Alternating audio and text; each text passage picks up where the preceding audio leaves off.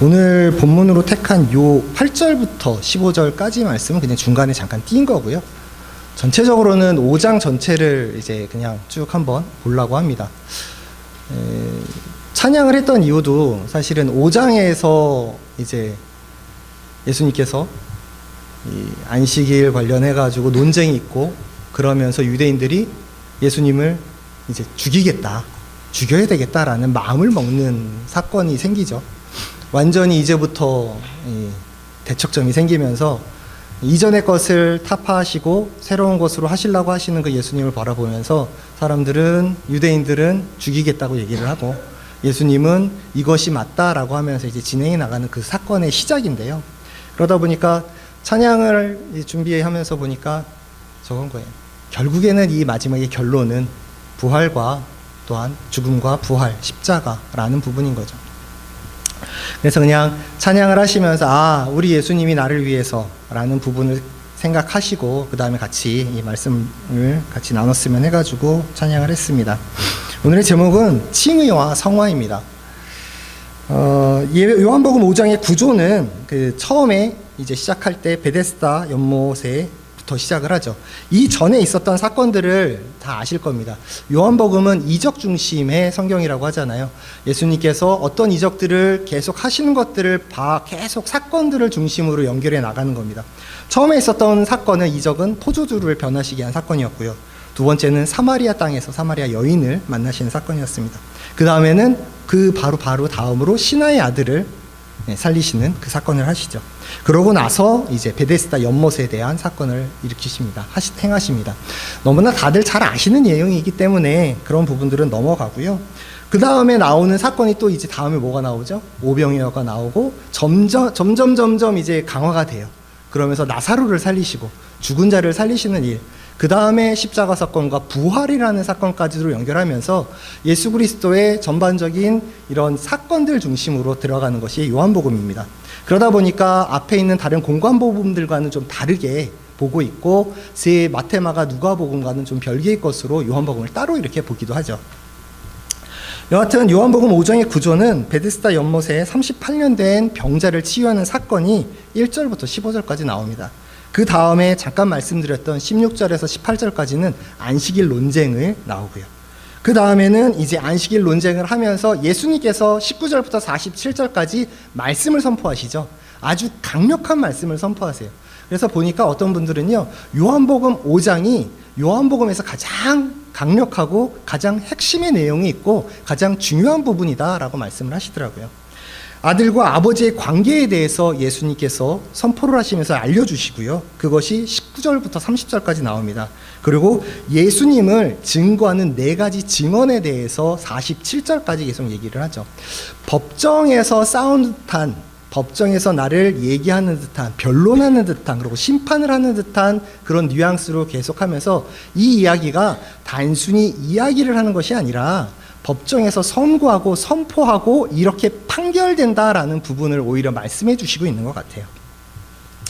여튼 가장 중심적으로 볼 내용은 베데스다 사건입니다. 여기에는 3부류가 있어요. 첫 번째는 고친 자가 있죠. 누구시죠? 예수님.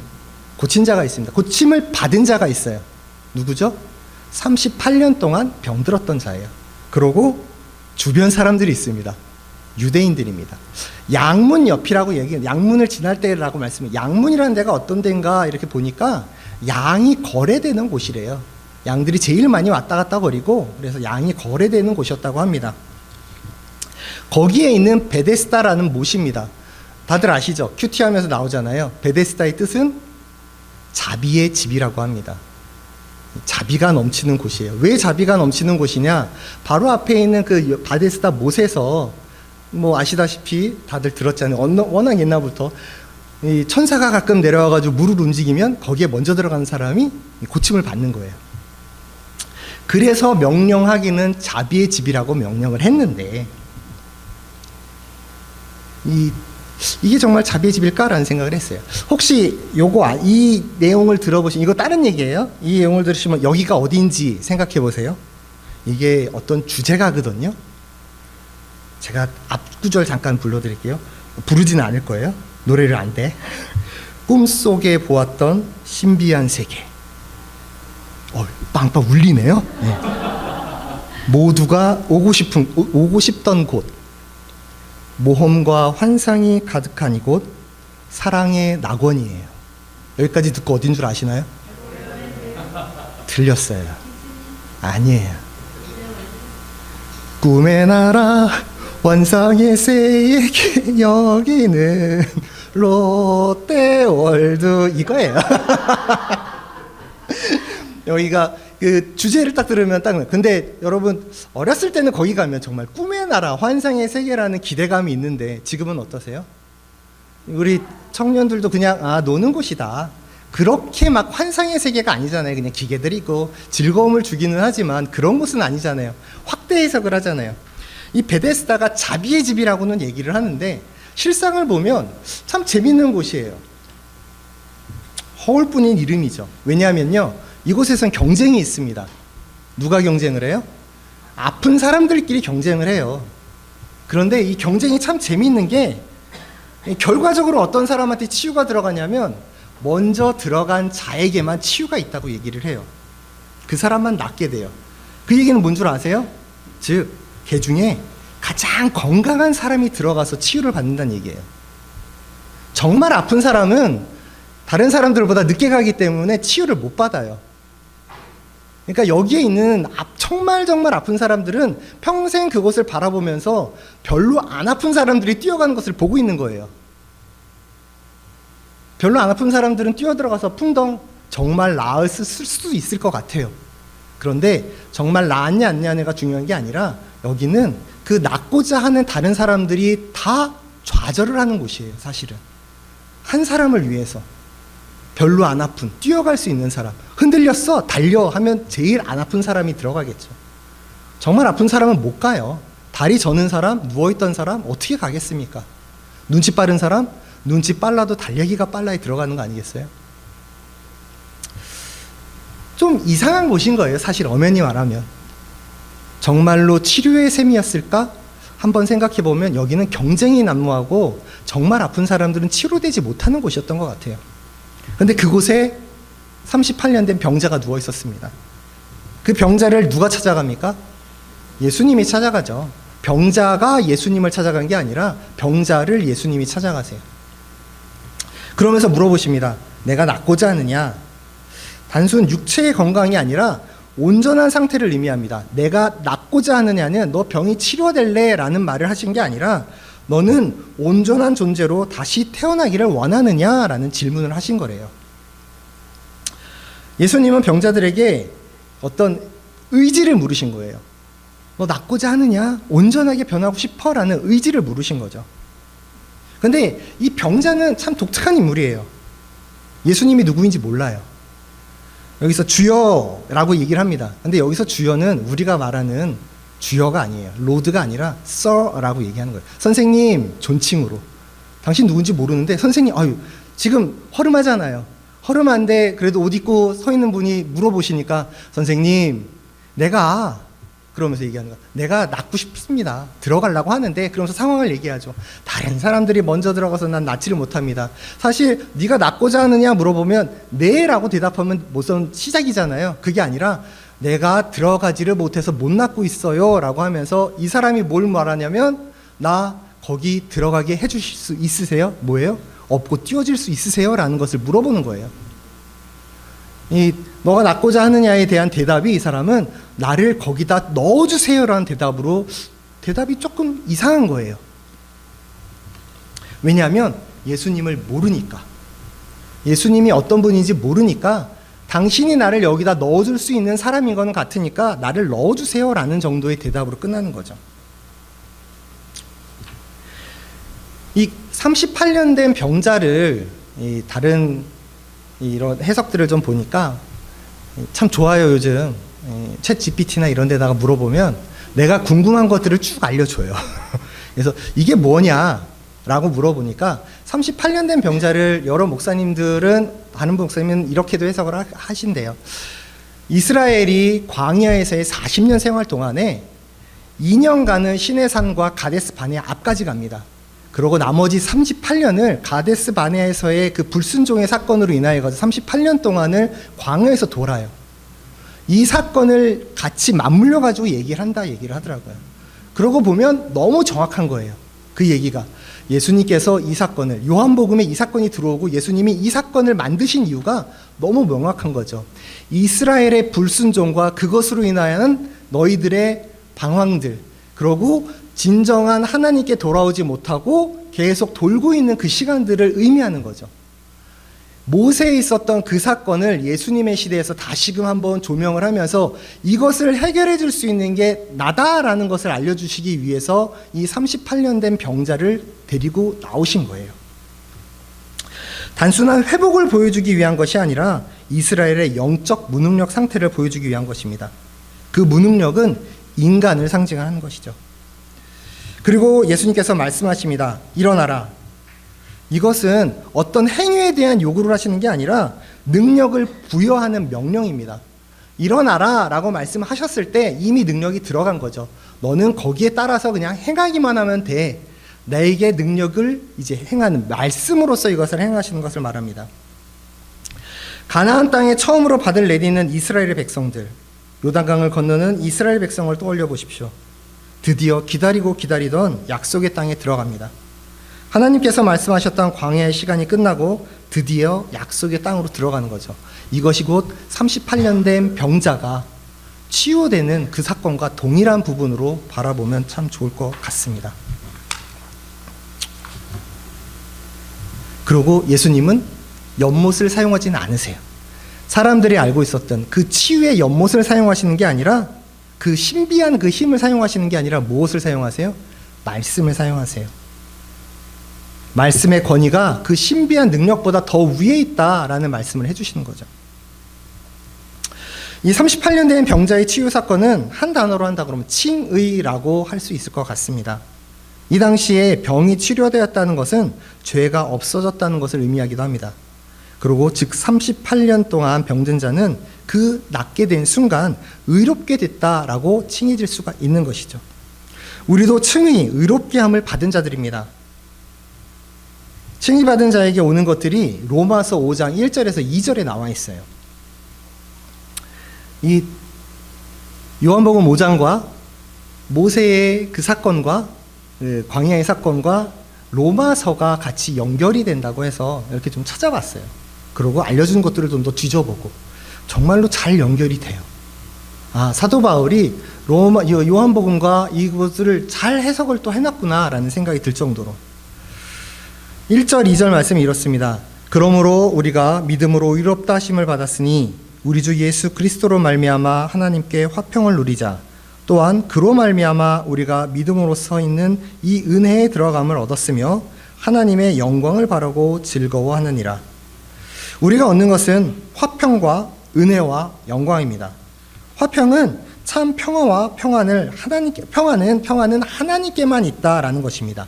그 화평을 우리는 누리면 되는 것이죠. 은혜는 내가 잘해서 여기까지 온 것이 아니라 하나님의 은혜로 여기까지 온 것이다. 나는 흔들려도 하나님께서 주시는 은혜를 받는다. 그런 뜻입니다. 영광은 하나님의 영광을 바라보고 즐거워한다의 영광입니다. 그 영광에 참여하는 자, 내가 영광스러운 것이 아니라 하나님의 영광에 참여하며 그 영광을 누리는 자, 그것이 즉 내 영광이 아니라 하나님의 영광이 더 높고 그 영광에 나는 포함돼서 갈 수 있다라는 우리는 영광을 누리는 자가 됩니다. 아까 잠깐 말씀드렸죠. 이 38년 된 사람은 예수 그리스도를 안다 모른다? 현재 상태는 모르는 사람이었어요. 그러다 보니까 감사의 표현도 없습니다. 예수님의 행동에는 지금 이것을 보면 예수님의 행동에는 분명히 의도가 있어요. 사실 성경 모든 것들이 다 의도가 있죠. 그냥 하시는 법이 없습니다. 병 고침을 받은 자가 드디어 일어나라 그 말씀을 듣고 일어나서 움직입니다. 이제부터 사건이 생기는 거죠. 예수님께서 병 고침을 해주신 이유가 여기에 있는 것 같습니다. 이 행동은 유대인들의 안식일 규례에 어긋나게 되고 안식일 논쟁의 시발점이 됩니다. 예수님은 이 사건을 노리신 거예요. 안식일의 규례에 대해서 또 이렇게 좀 찾아봤어요. 저희가 그냥 안식일 하면서 얘기하고 잘 알고 있지만 어떻게 하나, 그리고 현대 유대인들은 도대체 안식일을 어떻게 지키고 있나. 저는 이스라엘을 안 가봤습니다. 가보신 분 계시고 그 다음에 또 안 가보셨죠? 대부분 유집사님 가보셨다고 그러는데 안 계시니까 혹시 가보셨나요? 안 가보셨죠? 유대 전통에는 안식일에 금지된 일, 그 일을 멜라하, 그 창조적 노동이라고 부른다고 해요. 그래서 창조적인 노동을 하지 말아라 라는 것이 안식일 규례로 지금까지 남아있다고 합니다.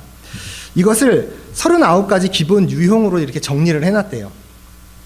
기본적인 것은 일을 하지 말라가 아니라 어떤 창조 행위를 하지 않는 거에 대한 부분, 이것과 일을 연결시켜서 얘기를 한다고 해요. 단순히 힘든 노동이 아니라 무언가를 만들어내거나 변화시키는 일을 하지 말라고 얘기를 한다고 합니다. 한 4가지로 크게 나눠지더라고요.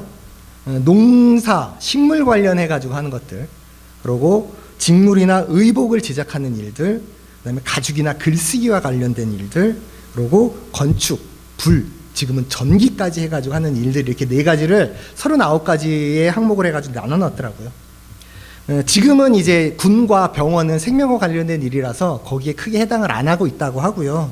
정통파 유대인과 개혁파 유대인이 지키는 것이 사실은 다르다고 합니다. 그리고 예루살렘에서 지켜지는 것과 텔아비브에서 지키는 것이 좀 다르다고 해요.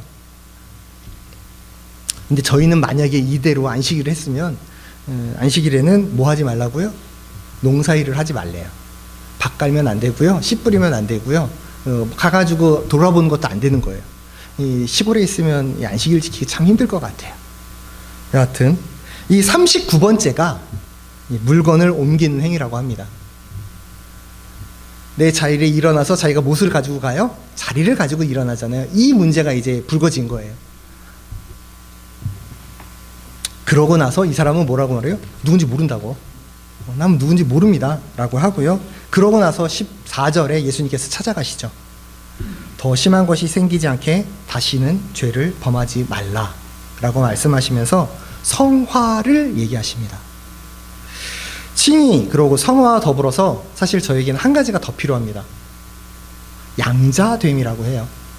칭의와 양자됨, 그리고 성화는 같이 움직이는 것이라고 합니다. 맞는 것 같아요. 양자는 어떤 거예요? 하나님을 아버지라고 부를 수 있는 게 양자입니다. 아주 간단하게. 성화는 죄에 대해서는 점점 죽고 의에 대해서는 점점 살아가는 것을 성화라고 합니다. 다른 말로 한다 그러면 회심이라고 할 수도 있을 것 같아요. 회심의 의미는 우리의 존재의 중심, 핵심으로부터 변화가 일어나는 것을 얘기합니다. 자기 중심성에서 하나님의 중심성으로 변화되고 예수 그리스도를 믿는 믿음의 삶을 확신 있게 받아들임으로 인해서 변화되는 것이죠. 이 변화들은 수없이 진행됩니다. 개인적으로 일어나기도 하고 공동체적으로 일어나기도 합니다.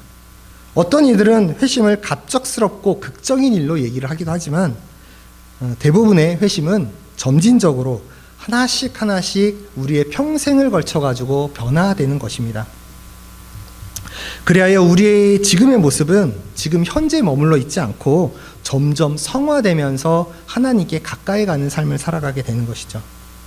근데 성화되어 간다는 것은 정말로 어려운 일인 것 같습니다. 성화되고 있다는 것만으로, 성화되고 있다만으로는 끝나는 일이 아니고요. 계속 해야 되는 거죠. 사실 하나님께서는 그렇게 얘기를 하시죠. 존재만으로도 정말로 너무 좋아하시고 기뻐하시잖아요. 우리들도 어떤 존재만으로도 기뻐했던 적이 있었어요. 처음에 자녀들을 낳았을 때 그 존재만으로도 너무 기뻤죠. 얘가 어떤 행동을 하거나 무엇을 하거나 그런 건 중요하지 않아. 그냥 존재만으로, 그것만으로 너무 기뻤어요. 우리 예린이가 이제 한 달 동안 아르바이트를 했잖아요. 거기 가서 아르바이트를 하는데 그 존재만으로 기쁘고 예쁨을 받는 애가 있었어요.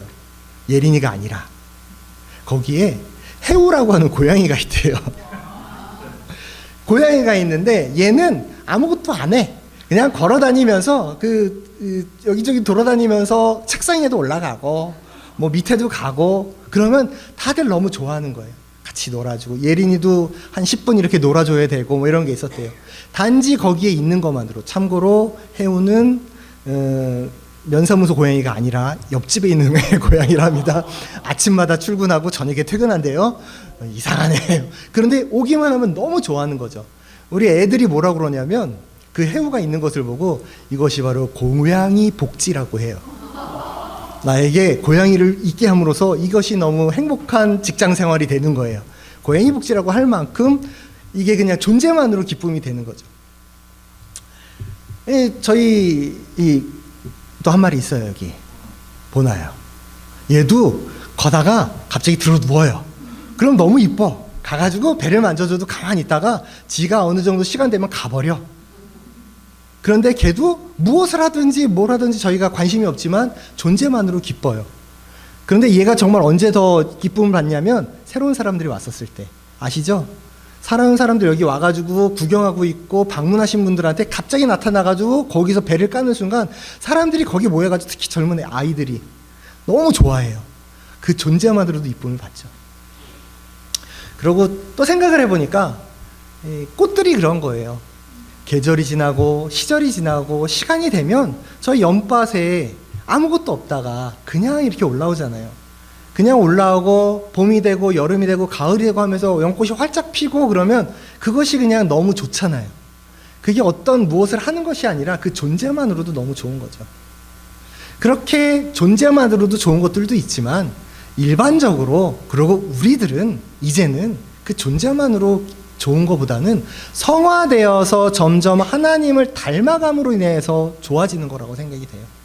그냥 가만히 있는다고 해서 좋은 것이 아니라 하나님을 닮아가고 하나님 말씀에 순종해서 변화되는 것 때문에 하나님께서는 그 하나하나의 변화들을 보면서 그 하나하나 하나님께 가까이 가고자 하는 그 몸서리치면서 막 움직이면서 가려고 노력하는 그 몸부림치는 것들을 보면서 그것으로 인해서 기뻐하시고 좋아하신다는 거죠. 힘들고 어려운 그 성화의 길을 누가 먼저 보여주셨냐면 예수님이 먼저 보여주십니다. 어디에서? 40일 광야에서. 여러 유혹을 받으시면서도 그것이 아니다라고 쳐내시잖아요. 악마의 유혹을 받으시면서 쳐내시면서 온전한 것이 무엇인지 참 신앙으로 사는 것이 무엇인지에 대한 부분을 보여주시는 거거든요. 그것이 예수 그리스도의 성화의 과정이었어요. 하나님께 더 가까이 가고 하나님이 되시는 우리의 모습은 그것을 본받아야 되는 거죠. 어떤 유혹이 오고 어떤 어려움이 와도 우리는 하나님 예수 그리스도께서 가셨던 그 길처럼 그 어려운 유혹의 길들을 이겨내시는 것처럼 그 성화의 길을 우리도 가야 된다라는 것입니다. 칭의와 양자됨과 성화는 어떤 순차적으로 사실은 일어나지 않는다고 합니다. 동시에 가만히 보면 맞아요. 동시에 일어나서 진행이 되는 거죠. 칭의를 받고 칭의를 받는 순간 바로 우리는 양자가 돼요. 양자가 되고 바로 성화를 시작을 해야 되는 거예요. 성화의 시간은 길어질지 모르지만 성화는 아직 아니야가 아니라 칭의와 양자됨과 성화는 동시에 같이 일어나는 거라는 거죠.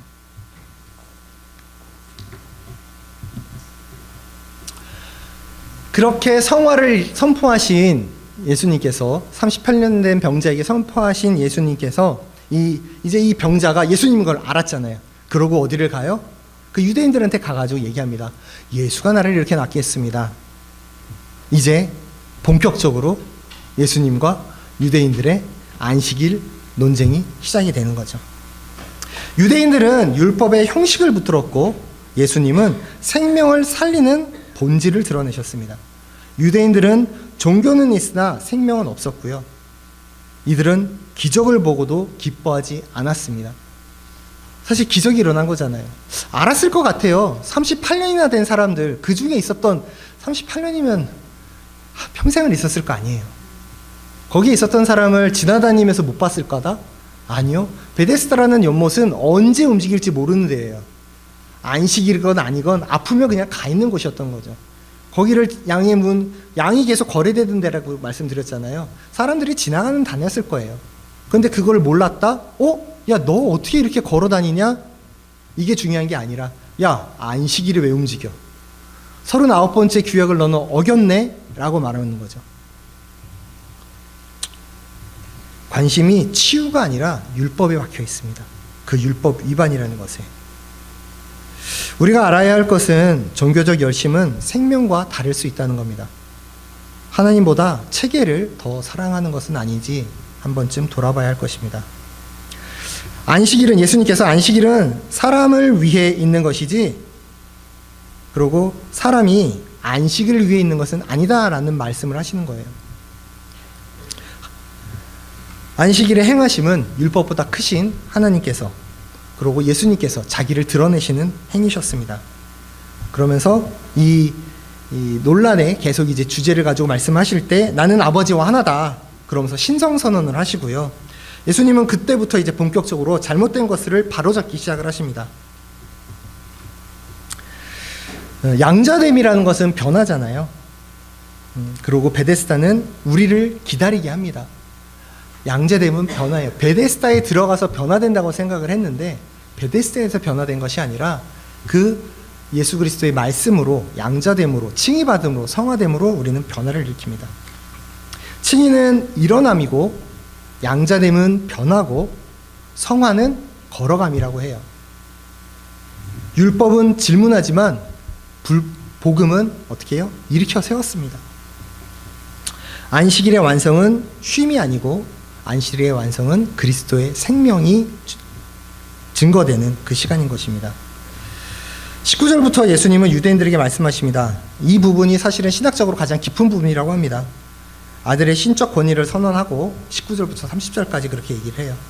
핵심적인 내용들은 이렇습니다. 아들은 아버지가 하는 것을 보고 그대로 행한다 라는 말씀을 하시고요. 아버지가 아들에게 생명을 주는 권세를 주셨다. 아들에게 심판권을 맡겼다. 아들을 공경하지 않는 자는 아버지도 공경하지 않는 것이다. 지금 이 본문이 아마 오늘인가요? 내일인가요? 그렇게 아마 큐티 본문일 거예요. 5장 본문이 토, 일, 월 이렇게 돼 있던 것 같아요. 제가 정확하는 않았는데 그냥 보다가. 그러면서 가장 중요한 구절은 내 말을 듣고 또 나 보내신 이를 믿는 자는 영생을 얻었고 심판에 이르지 아니하는 사망에서 생명으로 옮겼느니라 라고 말씀하시는 24절 말씀입니다. 칭의, 양자됨, 성화가 동시에, 그러고 이것은 우리에게 영생을 주는 것으로 연결됩니다. 그 시작이 바로 요 세 가지라는 것이죠. 영생의 시작이.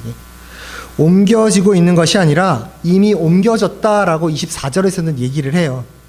현재형으로 말씀해 주십니다. 앞으로 너네들이 칭이 되고 양자되고 성화돼서 이렇게 잘 살면 영생을 얻을 수 있어가 아니라 이렇게 칭이 받고 양자되고 성화됨으로 인해서 이미 너희들은 영생으로 옮겨졌다라고 말씀을 해주시는 거죠. 현재의 삶이 우리에게 얼마나 중요한지, 우리는 이미 영생을 받았고 그 영생을 가기 위해서 그 영생을, 그러니까 현재의 삶이 이미 영생이라고 말씀을 해주시는 건 다름이 없는 거죠. 내가 죽은 다음에 찾는 영생이 아니라 현재부터가 우리는 영생의 시작을 예수 그리스도를 믿음으로 인해 가지고 시작됐다. 그러니까 우리는 영생을 가진 자처럼 살아야 한다라는 것이 우리의 선언이 아닐까 생각을 합니다. 31절부터 47절까지는 지금까지 했던 그 법적인 용어들을 얘기하시면서 이제 증언을 얘기하세요. 증거를 내시는 거죠. 누구? 사람을 통해 가지고, 세례 요한을 통해서, 그 다음에 예수님이 하셨던 그 이적들을 통해서, 그리고 아버지 하나님께서 직접 얘기하신다라는 말씀과, 그 다음에 성경에 이 사람들이 가장 좋아하는 누구? 모세가 그렇게 얘기를 했다. 이 모든 것들은 지금 예수 그리스도가 구약에 나와 있던 것이 다 예수를 얘기하기 위함이고, 지금 그것이 나에게 이렇게 합당하게 맞춰진다라는 얘기를 계속 하고 계시는 거죠. 성경의 중심은 그래서 예수 그리스도고, 구약 전체가 누구를 가리킨다?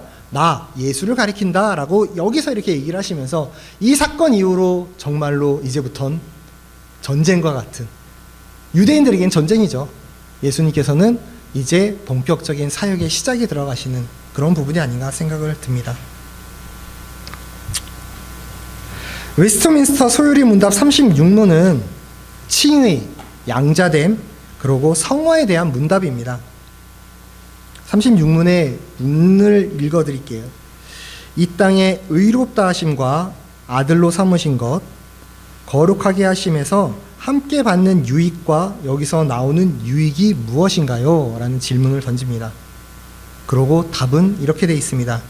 이 땅에서 의롭다 하심과 양자로 삼으신 것과 거룩하게 하심에서 함께 받는 유익과 여기서 나오는 유익은, 즉 유익이 무엇이냐?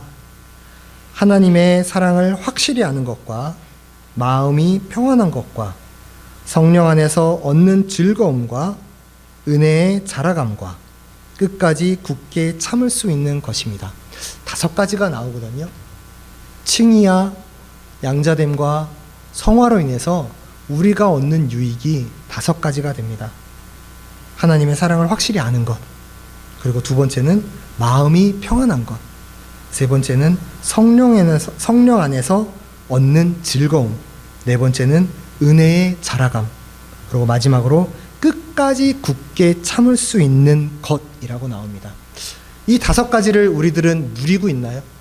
그리고 이 5가지를 우리는 계속 누리면서 영생으로 계속 들어갈 수 있나요? 유진 피터슨이 쓴 책 잘 산다는 것에 나와 있는 내용으로 마무리를 하려고 합니다. 읽어드릴게요. 하나님이 내일 하실 일을 즐겁게 기대하며 살 수 있게 하는 기술들을 연마해야 합니다. 원하는 것을 다 갖지 못했다거나 다음에 무슨 일이 닥칠지 모른다는 이유로 불안해하고 불평하고 짜증내면서 사시겠습니까? 아니면 하나님이 다음번에 하실 일이 선한 것이라 굳게 믿고 기쁨 가운데 사시겠습니까? 우리를 향한 기대에 찬 명령은 기뻐하라입니다. 믿음은 성품을 형성하고 행동을 만들어내고 삶의 일관성을 부여합니다. 우리가 제 한 몸 간수하는 데만 관심이 있고 하나님을 전혀 의식하지 못하고 선조나 후손에 대해 어떤 책임도 지지 않는다면 참으로 인간답게 산다고 말할 수 없습니다. 하나님에 대한 개인적 헌신을 포함하지 않는 믿음은 무의미합니다. 믿음은 우리의 삶의 모든 것을 포함하는 행위여야 합니다. 믿음은 하나님이 하시는 일에 참여하게 만듭니다. 하나님이 우리 행동의 중심이 되십니다. 믿음은 이 세상에서 이루어지는 하나님의 행동에 참여하게 만듭니다. 사람들이 믿음의 언어를 늘어놓기만 하고 하나님이 일상에서 행하시는 일은 회피하는 것은 엄청난 낭비이자 신성 모독입니다.